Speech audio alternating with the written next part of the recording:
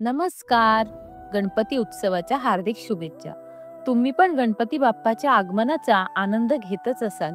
पण तुम्हाला माहित आहे का, महाराष्ट्रात गणपती उत्सवाचा उत्साह गौरींच्या आगमनामुळे द्विगुणित होतो. आज आपण या गौरी पूजनाचं सखोल महत्त्व, त्याच्या मागील पौराणिक कथा आणि या 3 दिवसाच्या सणाचे खास पूजाविधी सविस्तरपणे जाणून घेणार आहोत. चला तर मग सुरू करूया. गौरी कोण आहे आणि त्याचं महत्त्व काय? गौरी हे साक्षात पार्वती मातेचेच रूप मानले जाते, जी गणपती बाप्पांची आई आहे. पौराणिक कथेनुसार एकदा पार्वती मातेने आपल्या मैत्रिणींसह माहेरी जाण्याची इच्छा व्यक्त केली. महादेव आणि गणपतीने तिला परवानगी दिली. तेव्हापासून ही परंपरा सुरू झाली असं मानलं जातं. गौरी पूजनामुळे घरात सुख, समृद्धी आणि शांतता नांदते, अशी लोकांची दृढ श्रद्धा आहे. विशेषतः स्त्रिया आपल्या कुटुंबाच्या आणि मुलाबाळांच्या आणि पतीच्या दीर्घायुष्यासाठी ही पूजा करतात. गौरींच्या आगमनाची महाभारतातील आणखी एक कथा आहे. गौरी पूजनामागे एक खूपच सुंदर आणि प्रेरणादायी कथा आहे, जी महाभारताशी जोडलेली आहे. जेव्हा पांडव वनवासात होते, तेव्हा त्यांना अनेक संकटांना सामोरे जावे लागले. त्यांचे राज्य आणि मानसन्मान सर्व काही हिरावून घेतले गेले होते. तेव्हा द्रौपदीने भगवान श्रीकृष्णाला यावर उपाय विचारला. श्रीकृष्णाने तिला सांगितले की जर तुला सर्व संकटांवर मात करायची असेल तर गौरी मातेची पूजा कर. कृष्णाच्या सांगण्यावरून द्रौपदीने संपूर्ण श्रद्धेने गौरीचे पूजन केले. त्या पूजेच्या प्रभावाने पांडवांची सर्व संकटे दूर झाली आणि त्यांना त्यांचे गेलेले राज्य परत मिळाले.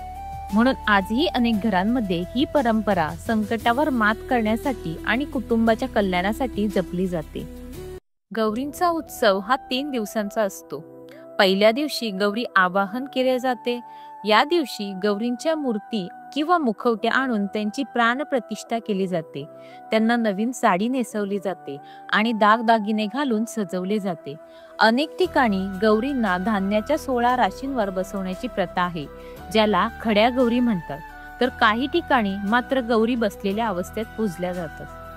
दुसऱ्या दिवशी म्हणजेच गौरी पूजन हा मुख्य दिवस असतो. या दिवशी गौरींची षोडशोपचारे पूजा केली जाते आणि विविध प्रकारचा नैवेद्य दाखवला जातो. खास करून 16 भाज्या एकत्र करून बनवलेली भाजी, पुरणपोळी, वडे, शंकरपाळी आणि अनेक पारंपरिक पदार्थ तयार केले जातात. महाराष्ट्राच्या प्रत्येक भागात या नैवेद्याची पद्धत थोडी वेगळी असते, पण त्यामागील भक्ती मात्र एकच असते. रात्री जागरण करून स्त्रिया एकत्र येतात. गाणी, फुगड्या आणि विविध खेळ खेळले जातात. हा दिवस केवळ पूजेचाच नाही तर एकत्र येऊन आनंद साजरा करण्याचा असतो. तिसऱ्या दिवशी गौरी विसर्जन होते. गौरींना निरोप देताना डोळ्यात पाणी तर येतच, पण पुढच्या वर्षी लवकर या म्हणत त्यांना निरोप दिला जातो.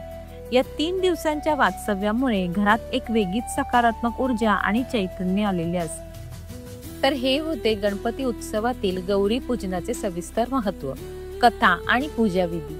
हा सण केवळ एक धार्मिक विधी नाही तर आपल्या संस्कृतीची, परंपरांची आणि कुटुंबाच्या नात्यांची एक सुंदर गाथा आहे.